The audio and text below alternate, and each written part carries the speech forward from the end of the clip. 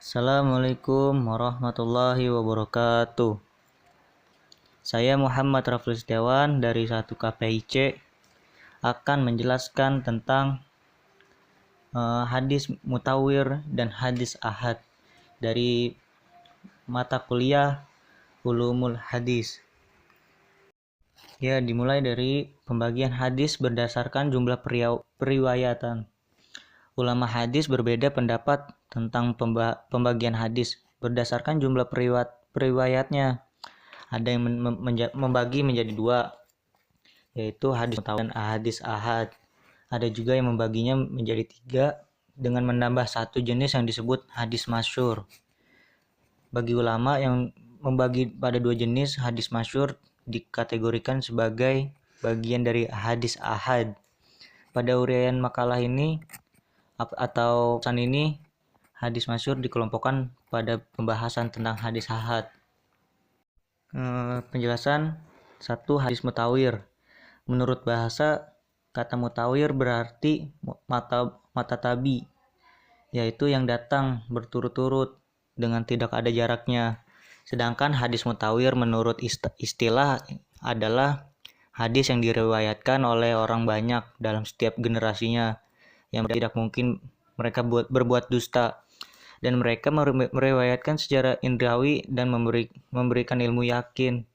Selain itu, ada juga yang mendefinisikan hadis mutawir ialah hadis yang diriwayatkan oleh orang banyak yang menurut adat mustahil mereka bersepakat untuk berdusta.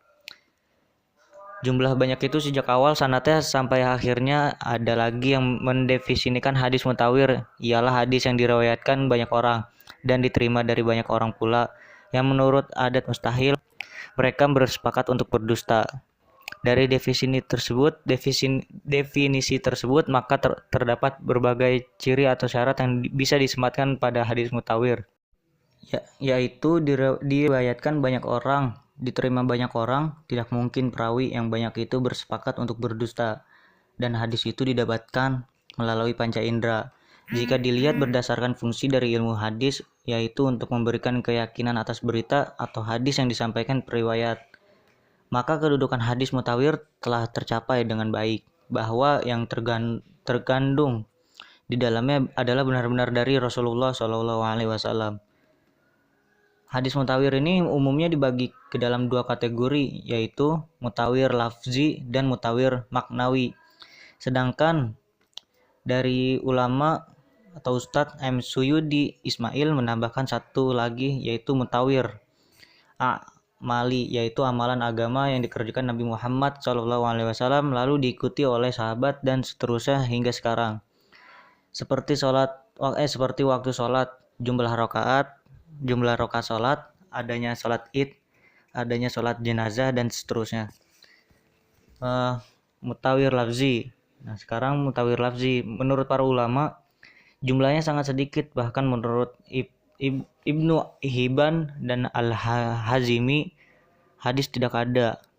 Al-Asqalani menolak pendapat Ibnu Hibban dan Al-Hazimi.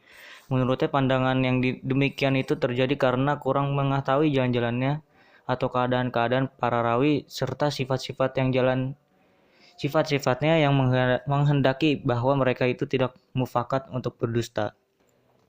Salah satu contoh dari mutawir lafzi yang sering dikutip yaitu barang siapa yang dengan sengaja berbuat dusta atas namaku, niscaya ia menepati tempatnya duduknya dari api neraka. Berbeda dengan mutawir lafzi, mutawir maknawi tidak banyak diperdebatkan oleh ahli hadis, karena hadis ini relatif jauh lebih banyak dan lebih mudah dijumpai karena biasanya menyangkut aktivitas ibadah ritual. Hadis-hadis mutawir ini dapat diperoleh pada kitab hadis para ulama, tetapi untuk memudah memperoleh dan mengetahuinya, terdapat ulama yang secara khusus menulis kitab hadis yang berisi hadis-hadis mutawir. Salah satunya ialah Al-Azhar Al-Mutanasirah fil Al-Khabar Al-Mutawatirah karya As-Suyuti, yang di dalamnya membuat 112 buah hadis. Dan selanjutnya adalah penjelasan hadis ahad secara sederhananya. Yang disebut hadis ahad adalah hadis yang tidak mutawir. Kata ahad adalah bahasa Arab yang berarti satu. Maka pengertian hadis ahad adalah hadis yang disampaikan oleh satu periwayat. Dalam beberapa literatur yang didapat pengertian hadis ahad adalah hadis yang tidak dapat memenuhi syarat-syarat hadis mutawir, atau yang jumlah periwayatnya terbatas dan tidak banyak sebagaimana yang terjadi pada hadis mutawir. Hadis ahad dibagi menjadi 3 jenis, yaitu hadis masyhur, hadis aziz, dan hadis gharib. Hadis masyhur adalah hadis yang diriwayatkan oleh lebih dari 2 orang tetapi belum mencapai derajat mutawir. Hadis aziz dan selanjutnya hadis aziz adalah hadis yang di jumlah periwayatnya tidak kurang dari 2 orang dalam seluruh tingkatannya. Sedangkan hadis gharib adalah hadis yang diriwayatkan oleh 1 orang saja dan dengan tanpa persoalan dalam berbagai tingkatannya. Terkait dengan kedudukannya, ulama hadis berpendapat bahwa hadis ahad yang makbul atau bisa diterima dalam arti sahih bisa digunakan sebagai dasar hukum Islam dan wajib diamalkan. Adapun yang berkaitan dengan akidah, ada beberapa pendapat yang netral. Hadis ahad yang telah memenuhi syarat atau sahih dapat dijadikan hujjah atau dalil untuk masalah akidah, asal hadis tersebut tidak bertentangan dengan al-hadis, Al-Quran, dan hadis-hadis lain yang lebih kuat dan tidak bertentangan dengan akal sehat. Pembagian hadis. Dan selanjutnya pembagian hadis berdasarkan kualitasnya, ulama akhirin membagi hadis dalam 3 kategori, yaitu hadis sahih, hadis hasan, dan hadis doif.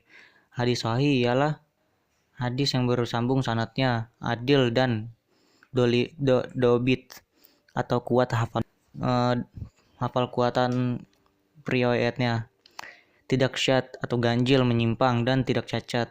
Hadis hasan ialah hadis yang bersambung sanadnya dengan periwayat hadis yang adil, tingkat rendah ke dobitnya, memulai dari awal sanad sampai akhir, tidak syadz dan tidak cacat. Sedangkan hadis doif ialah hadis yang tidak memenuhi sifat-sifat hadis sahih dan hadis hasan. Baik hadis sahih, hadis hasan maupun doif juga masih dibagi dalam beberapa jenis. Hadis sahih dan hadis hasan masing-masing dibagi menjadi 2, yaitu lidzati dan lighairi. Sedangkan hadis doif banyak macamnya, diantaranya hadis doif mu'allaq, mudol, munqati, mursal, mudallas, maudlu, matruk, munkar, mu'ali, mudraj, maklub, mudtorib, musahaf, majhul, syad, muhtalit, dan lain-lain. Banyaknya hadis dhaif ini berkaitan dengan tidak terpenuhinya salah satu atau 5 syarat hadis sahih. Terima kasih. Itu saja penjelasannya. Pembagian hadis dari segi kuantitas ini diperlukan untuk mengetahui sedikit atau banyaknya sanad, bukan untuk menentukan diterima atau tidaknya hadis. Sedangkan yang menentukan diterima atau tidaknya adalah berdasarkan kualitasnya. Sekalipun demikian, keduanya tidak bisa dipisahkan. Sekian dari saya. Wassalamualaikum warahmatullahi wabarakatuh.